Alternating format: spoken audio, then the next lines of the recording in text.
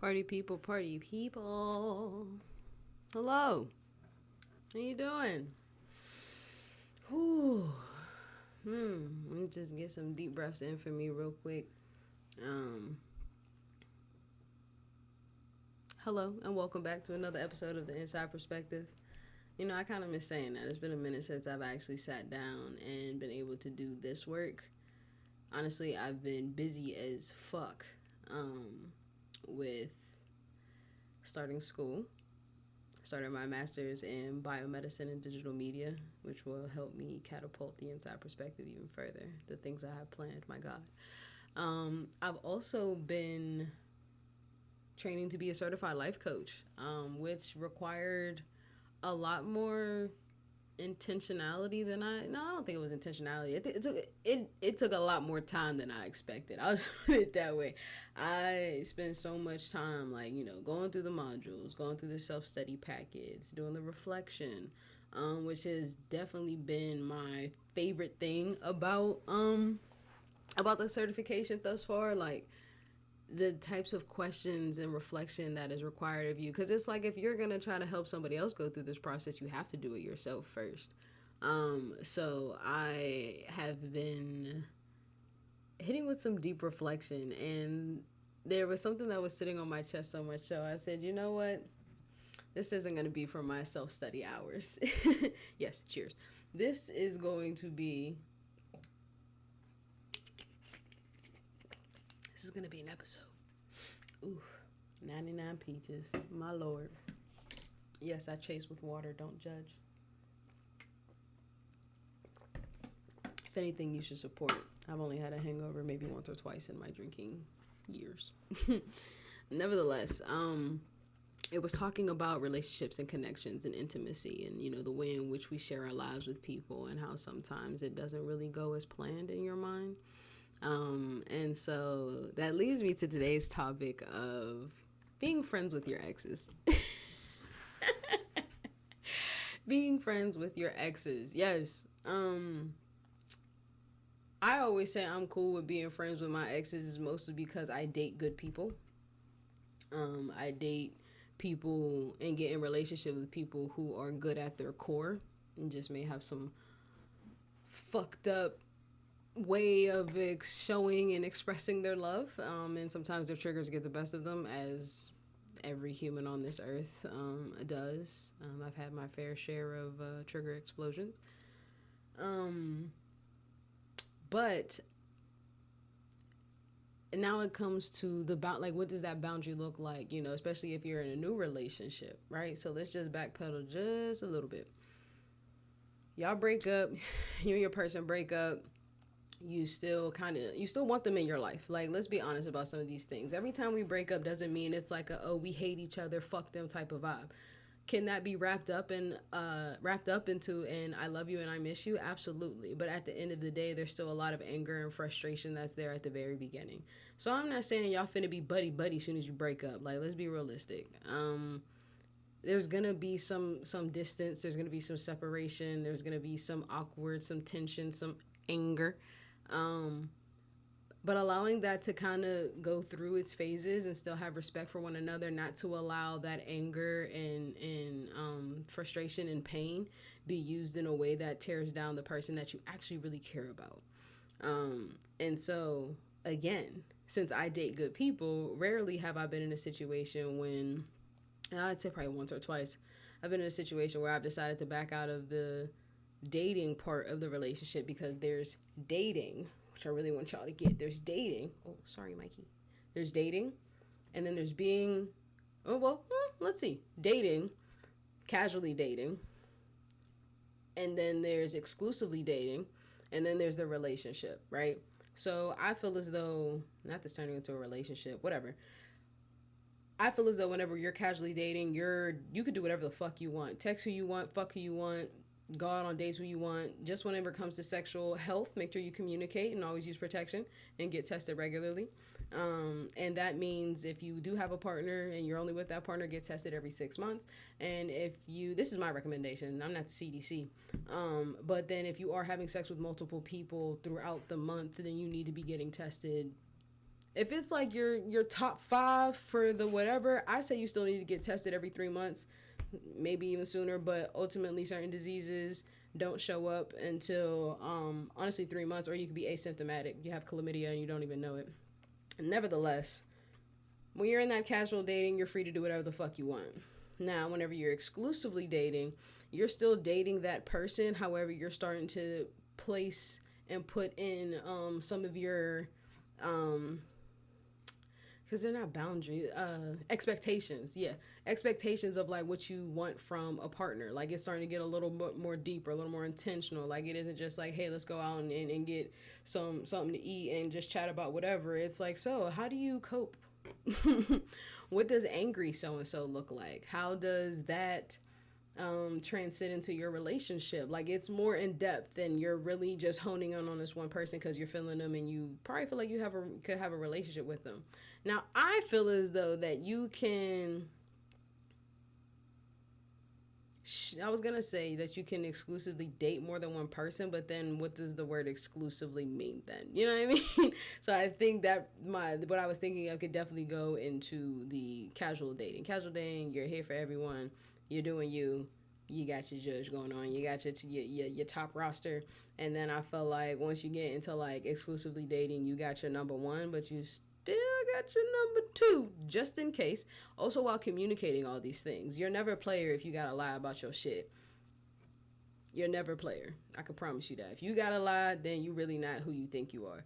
I've been in relationships. Well, I've been dating someone and dating multiple people at a time, or having sex with multiple people at a time, and they know.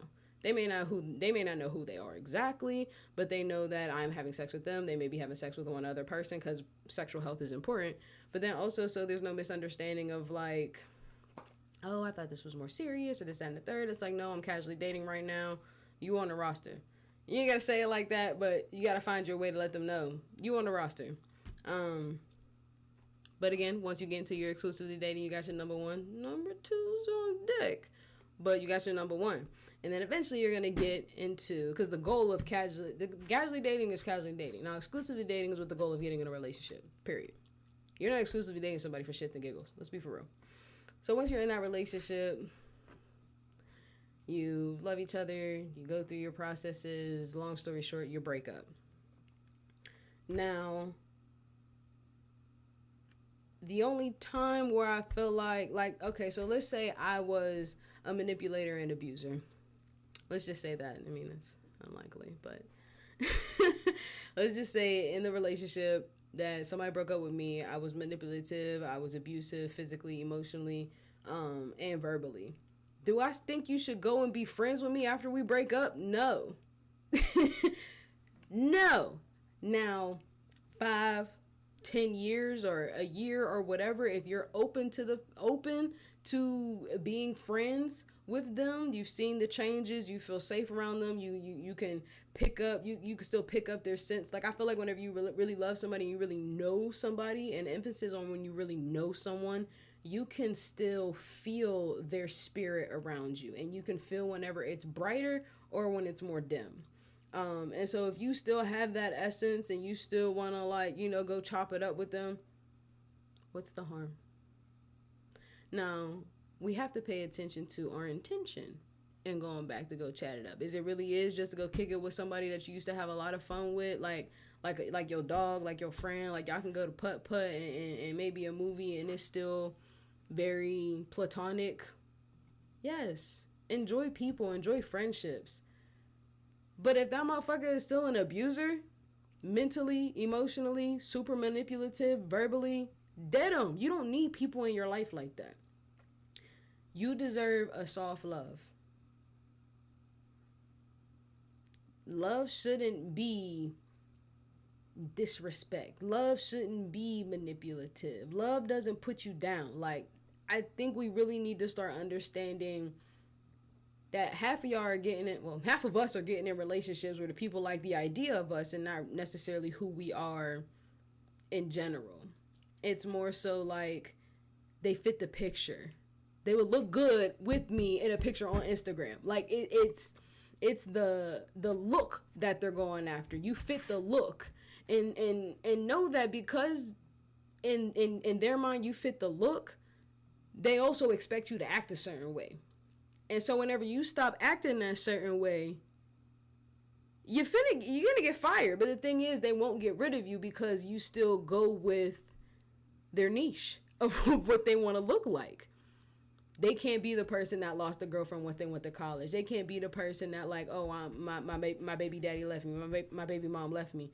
It can't look that way. So they rather torture and torment you while you're in the relationship, hoping that maybe you'll leave them, but then they're still gonna come after you, pursue you. And I'm talking about manipulators and abusers right now, specifically.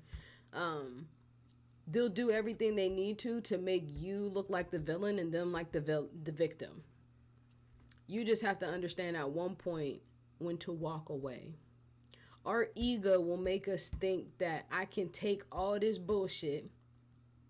You and all your bullshit. Sorry, Jackie's came in my head. I'd rather deal with you and all your bullshit. Nevertheless, I'd much rather not deal with you and all your bullshit. At the end of the day, people will put you through what you tolerate. More often than not, the reason why they are trying to make you seem like the victim is so they don't have to take accountability for any of their actions. It's easier for them to tear you down behind doors and make you feel like the smallest piece of shit, so that whenever they do start making you feel better, they can say, well, look what all I did and made sure that like I took you from that place to make sure you didn't feel that way anymore. One motherfucker, you was the one who put me in there in the first place. Like, so no, we don't want to be friends with them. Leave your oh, now I remember what I was talking about. Right. So your ego will make you think that, oh, I can take this on. I can tolerate. It's the ego. It's not the love that you think you have for them. It's not the way that they treat you. It's not the one time or the few times that they came into your life and made you feel a little bit better. It is your ego telling you that you can take on all the disrespect, the belittlement, the manipulation, all of that because you feel like you can fix them.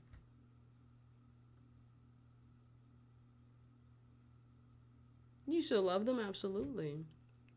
But do you love them more than you love yourself? Because by tolerating that disrespect and taking that disrespect, manipulation, physical abuse, emotional abuse, verbal abuse, you're saying I love you more than me. And that's what they want.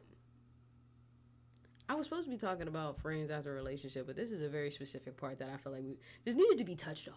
Really needed to be touched on.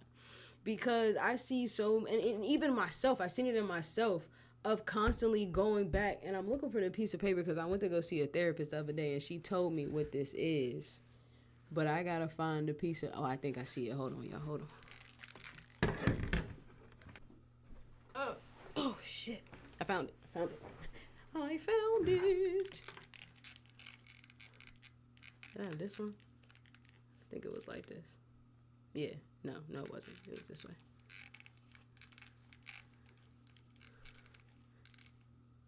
Okay, we live. Nevertheless, when I was talking to this therapist about this, because I got to a point where I was really, really low and I didn't have my usual therapist who just hasn't really been as present, may or may not have something going on. Nevertheless, Aaliyah still needed help. So I found like a little emergency, talk to somebody type thing. It's called Life Solutions. If you have UPMC insurance, you should be able to get it. I think you get like 6 sessions. Nevertheless, when I had explained to her how I was feeling and this woman that I was like, why do I feel like I still want to go back? Or why do I feel like I can still, like, I know I don't want to be with them, but like I still want to be around them in a particular capacity to help them grow. And so she told me that that is something called repetition compulsion, in which case you consistently go back to something, even though it's like you're consistently going back to like a particular feeling, trying to heal the very first time you felt that hurt through this person. So say the first pain that you ever felt in a certain situation, whenever it was a betrayal of trust or a betrayal of love or anything, anytime that you find yourself back in that same situation, even though you may not be thinking it's the same, but it's producing the same chemicals and hormones in your body of what happened the initial time, and you're still trying to heal yourself from it. But you're just using any person that still replicates that feeling. So, nevertheless, in essence, we are still picking partners that caused us the first pain that we ever felt. Whenever we're trying to, and I mean this, whenever we're trying to go back to an ex that really isn't good for us, go back to an ex that used to manipulate you or abuse you in any type of way.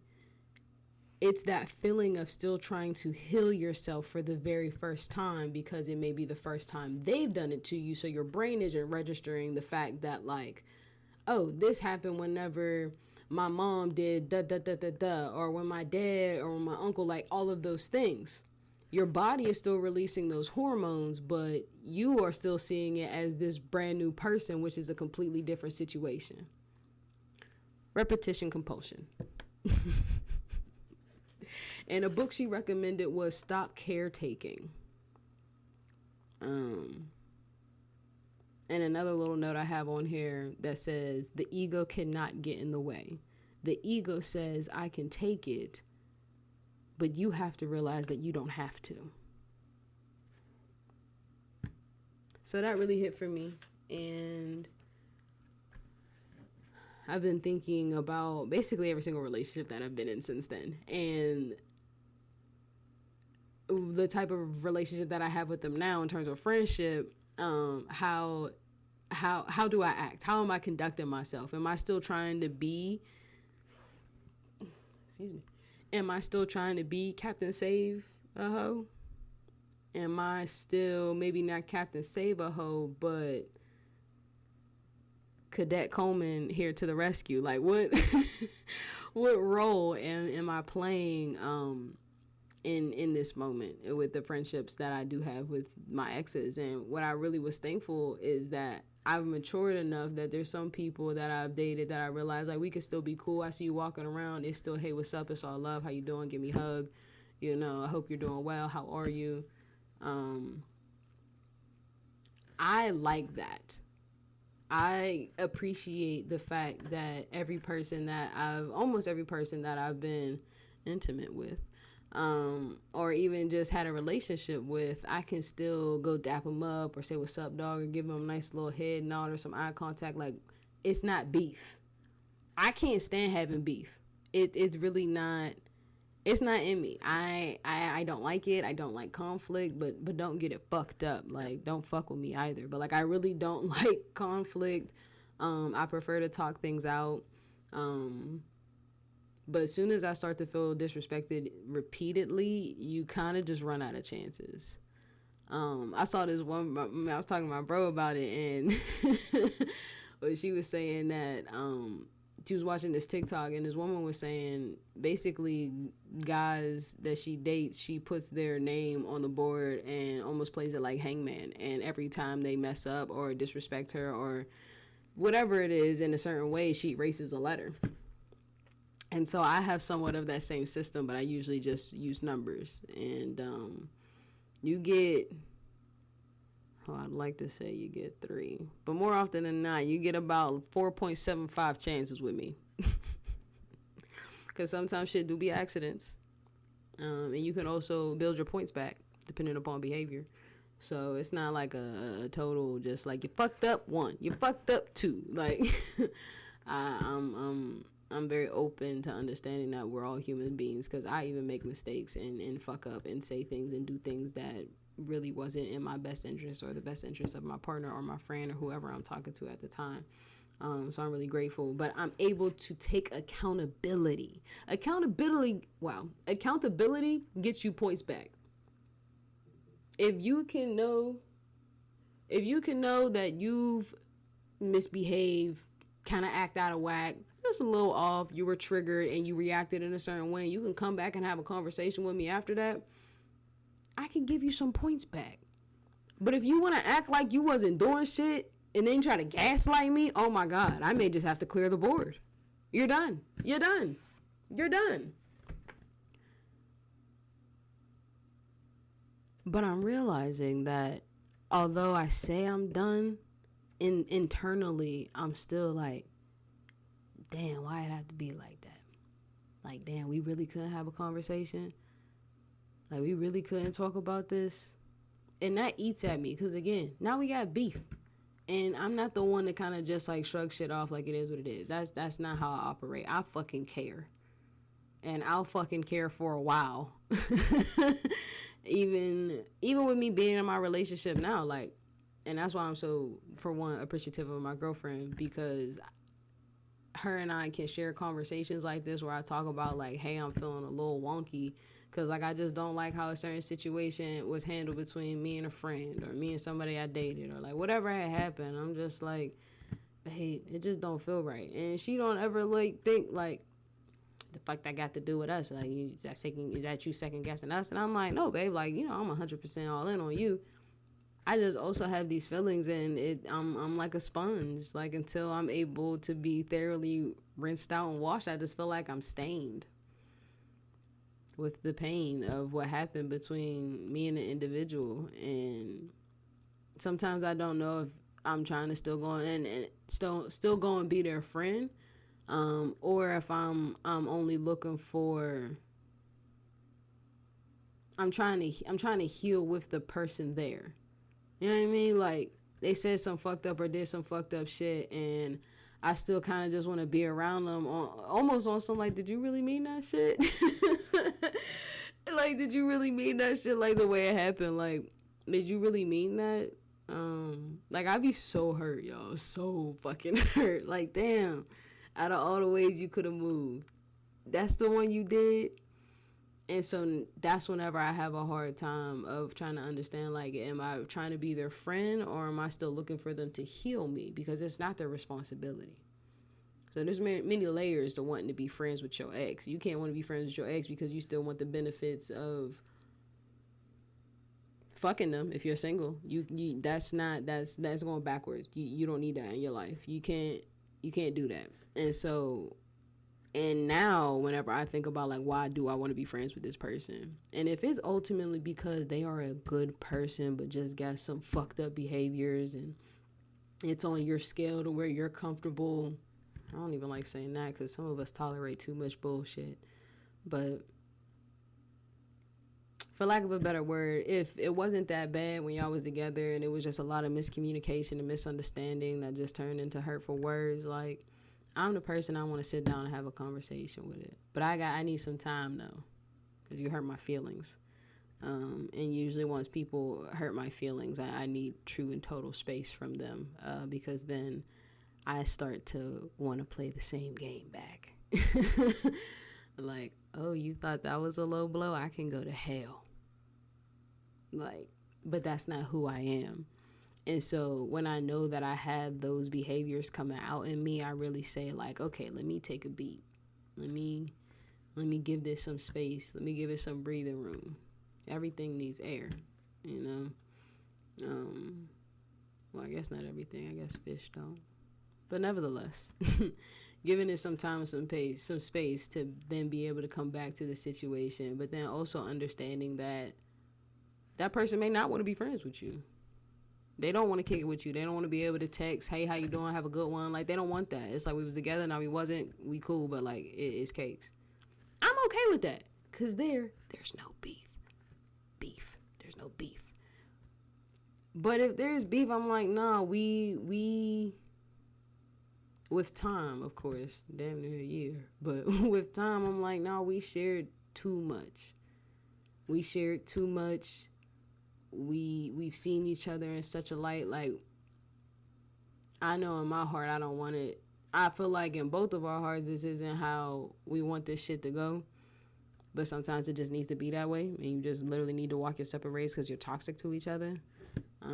But there are those slim moments where you can come back and be able to have the conversations necessary, one, just to clear the air, but then two, to remind each other that you aren't the worst parts that we had just seen of each other.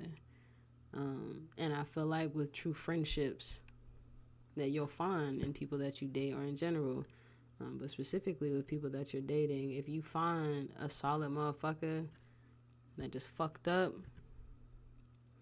and after some time you feel as though that you can give each other a chance to get that clarity, I say go for it. If that blossoms into a friendship, amazing. Make sure you establish boundaries, especially if you're in a relationship. Establish those boundaries. Establish the boundaries, period, but like even more so whenever you're in a relationship, and communicate with your partner. Let them know what's going on. Don't leave them in the dark and out of nowhere just pop up and be like, yeah, I'm friends with my ex again. Don't do that. Communicate the whole way through. They may not like it, they may not appreciate it, but nevertheless, it's happening because that's what you will.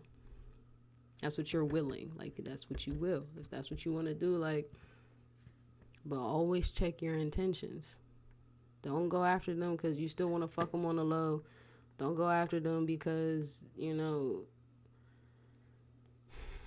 I'm trying to put this. Don't go after them because you trying to fuck them on the low, and don't go after them because you still trying to get them to heal you. It's not their responsibility, and go buy a sex toy. Because now you're confusing your healing process. Your soul and your inner spirit is looking for one thing, but your body going after the flesh. That dick, that coochie is not finna heal you. It's gonna feel good, but it's not gonna heal you. Stop doing it. It is momentary pleasure, still with pain just locked up inside you. And also realize that they may not be the only person that's caused you that pain. It's time to go back and unpack some shit from your childhood, from the past, from whatever. Talk it out. Shit, if you ever need to talk it out, hit my DMs. If you got my number, hit me. But never go back looking for the wrong things. You're just going to go backwards with it. You think you're making those progressive steps, but doing something like that is really going to set you back. So take the time to think about, like, if I want to be friends with this person, why? What am I seeking from them? What do they bring to the table? I fucking hate saying that. What do they provide? Because Twitter made me fucking hate. What do they bring to the table? Nigga, I am the table. Nevertheless, it's time to start questioning our actions and why we do things. And don't just let it all rattle around in your head. Write down the questions. Write it down. Text it down in your notes. Write it down on a piece of paper. I don't care if you have fucking chalk and a chalkboard. But just get that shit out. Having all that circling in your head is going to make you get a pimple on your nose. We don't want a pimple on the nose. We're not Rudolph. So take the time to get that shit out your head and really pay attention to what you want to do. At the end of the day, I'm friends with a few of my exes. My other ex was here the other day. We was just chopping it up. That's my dog. Now, I'm not friends with all of them, but there's some good people in this world. And whenever you have them, try not to let miscommunications and small misunderstandings or large misunderstandings stop that from flourishing. So thanks for hanging out with me. Another episode of The Inside Perspective. Until next time, drink your water and go stretch.